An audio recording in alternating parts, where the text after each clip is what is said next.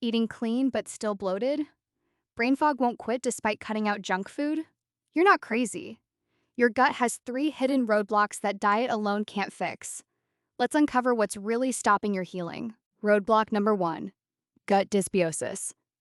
This is when harmful bacteria outnumber the good guys in your gut. They produce inflammatory compounds, steal nutrients, and actively damage your gut lining.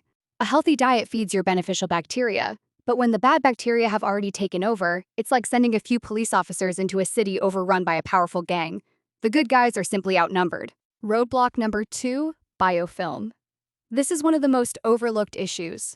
Harmful bacteria and fungi create a slimy, protective shield called biofilm. It acts like an impenetrable fortress, allowing bad microbes to thrive underneath, safe from your immune system, and even from natural antimicrobials like garlic and oregano. Research shows that up to 80% of chronic gut infections are linked to biofilms. Without breaking down this shield, your gut can't fully heal. Roadblock number 3: nutrient gaps. Healing your gut is like a construction project. Your body needs specific building blocks: amino acids like L-glutamine, powerful antioxidants like resveratrol and curcumin, and targeted botanicals like black seed oil.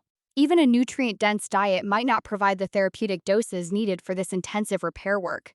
And here's the cruel irony: gut damage prevents you from absorbing the very nutrients you need to heal, creating a vicious cycle. So what's the solution?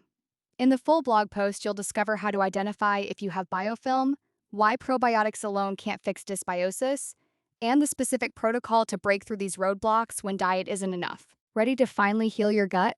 Click the link in the description to read the full article and discover the targeted solution that works when diet fails.